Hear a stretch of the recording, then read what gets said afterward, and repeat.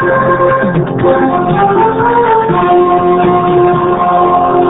Info, 17h, Valérie Crova. Eiffo Transport annonce qu'il va appeler à la levée des barrages routiers mis en place aujourd'hui. Pour l'heure, on recense encore une dizaine de barrages à travers la France. Tout de suite, le point avec Annie Zeb. Par ailleurs, le secrétaire général de Eiffo Transport, Roger Poletti, assure qu'il n'y aura pas de nouvelle grève des routiers avant septembre. Les forains, eux aussi, se sont mobilisés. Aujourd'hui, à Paris, ils ont défilé ce matin entre la place de la Bastille et le ministère du Commerce et distribué des barbes à papa aux passants. Les forains réclament un véritable statut et le maintien des foires dans les centres-villes. Tout de suite, nous faisons donc le point sur les barrages à travers la France. Annie Zeb. Une nouvelle opération escargot a été mise en place près d'Orléans, à Saran, sur l'A10. Sinon, les principaux points noirs sont toujours liés aux deux barrages bloquants, celui d'Aucancourt en Moselle, qui touche à la fois l'A31 et l'A4, et celui de Lançon de Provence dans les Bouches-du-Rhône. L'A7 est fermée dans les deux sens, entre Marseille et Avignon. Sur l'autoroute Paris-Bruxelles, l'A2, le barrage filtrant du péage de Aubin, près de Valenciennes, perturbe toujours la circulation. En Gironde, à la jonction de la M10 et de la M137, au niveau de Saint-André de Cubsac, le barrage filtrant est maintenu.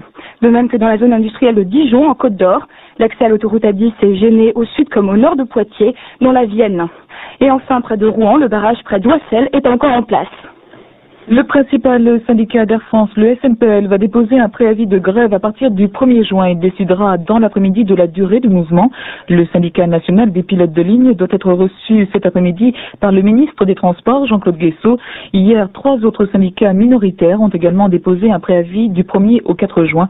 Les pilotes protestent contre la double échelle des salaires. Autre menace, cette fois du syndicat Sudrail des cheminots. Le syndicat a annoncé qu'il allait lancer début juin une série de grèves locales ou sectorielle à la SNCF. France Info Actualité, Valérie Crova.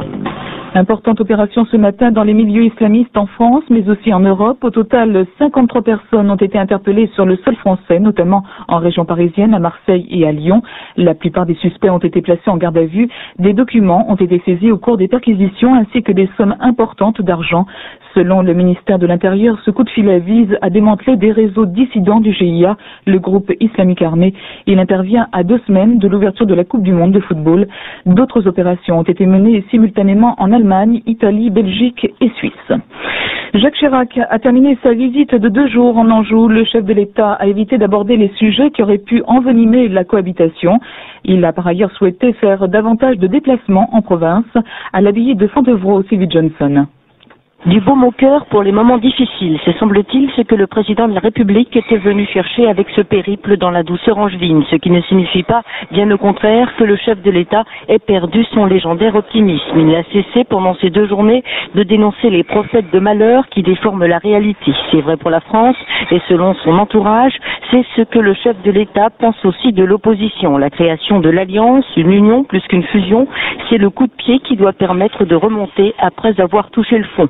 Et la perspective de la fin de la crise à la mairie de Paris semble également aller dans ce sens. L'erreur, c'est de se diviser. Quant à ce type de déplacement, il voudrait bien pouvoir en faire davantage. Le problème, c'est le temps. L'Élysée va donc chercher à limiter le nombre de déplacements à l'étranger. Ce sera difficile, mais c'est un souhait présidentiel. À l'abbaye de Fontevraud, Sylvie Johnson, France Info.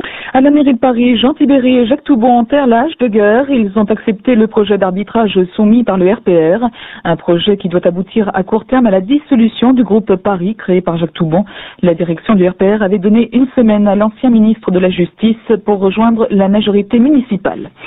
La direction du centre hospitalier de Montfavet dans le Vaucluse demande le retrait du livre Le séquestré de Montfavet, paru il y a 15 jours. Cet ouvrage a été écrit par un ancien malade qui a passé 15 ans dans cet asile psychiatrique. Il fait état de mauvais traitements. L'hôpital estime que certains passages relèvent de la diffamation. Le secrétaire d'État à la Santé, Bernard Kouchner, qualifie d'échec relatif le dernier SIDAction. L'émission télévisée du 22 avril n'a rapporté que 10 millions de francs contre 279 millions de francs en 1994 lors du premier SIDAction. En Algérie, une bombe a explosé ce matin sur un marché à Kemis Miliana, à 100 km au sud d'Alger. Bilan 7 morts et une vingtaine de blessés. Selon des témoins, la bombe était cachée dans une carcasse de bœuf. Vendredi dernier, un attentat avait fait 18 morts et une soixantaine de blessés sur un marché de la banlieue algéroise. Aimé Jacquet a fait son choix, c'est Fabien Barthez qui sera le gardien titulaire pour le mondial. Le sélectionneur national l'a annoncé à Casablanca, où l'équipe de France est actuellement en déplacement. Sur place, Jean-Philippe Goron. Aimé Jacquet a tranché concernant les gardiens de but de l'équipe de France de football pour la Coupe du Monde. C'est donc Fabien Barthez qui sera le numéro 1, Bernard Lama le numéro 2 et Lionel Charbonnier le numéro 3. Le sélectionneur a mis en place sa hiérarchie en précisant aujourd'hui à Casablanca que ce classement était le résultat d'une réflexion de 2 ans, c'est-à-dire depuis la fin de l'Euro 96. Aimé Jacquet s'est battu pour que Bernard Lama revienne dans le groupe, car il estime que ses qualités naturelles restent intactes et qu'il connaît sa grande influence sur le groupe. Pendant l'absence de Bernard Lama, Fabien Barthez, lui, s'est épanoui au plus haut niveau, il a pris du volume de jeu, de la confiance, c'est désormais lui, le numéro 1 dans les buts de l'équipe de France. Casablanca, Jean-Philippe Goron, France Info. Tout de suite, direction la Bourse de Paris pour la clôture. Les valeurs françaises terminent en légère hausse, Jean-Pierre Gaillard. Oui, très légère hausse, Valérie, 0,17%. Le CAC est à 4115,88. Je vous rappelle quand même qu'on avait battu en milieu d'après-midi un record historique. On était monté jusqu'à 4146,79. Nouveau record historique. Marché animé puisque le volume des affaires atteint pratiquement 13 milliards de francs. Sur le marché d'échange, dollar bien orienté à 5,94,15, le marque stable à 3,35,36. Enfin, sur le marché de l'or, à Paris, le lingot perd 300 francs à 57 950, le Napoléon plus 5 à 332 francs. Je vous rappelle, le CAC 40, moins 0,17%, on est à 4115,88 à la Bourse de Paris. Pour France Info, Jean-Pierre Gaillard. Le tournoi de tennis de Roland-Garros et 2 surprises de taille aujourd'hui. André Agassi a été éliminé dès le premier tour par le Russe Marat Safin. L'ancien numéro 1 mondial a été battu en 5-7 après plus de 3 heures de jeu. Élimination également de l'un des finalistes de l'an dernier, l'Espagnol Sergi Bruguera, battu en 3-7 par le jeune Argentin Hernan Gumi, 6-2, 6-2, 6-3.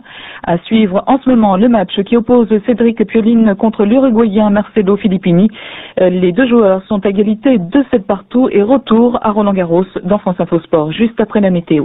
Enfin, le quintet plus de Longchamp, combinaison gagnante As, 14, 16, 3 et 5. France Info, 17h07. 17h07.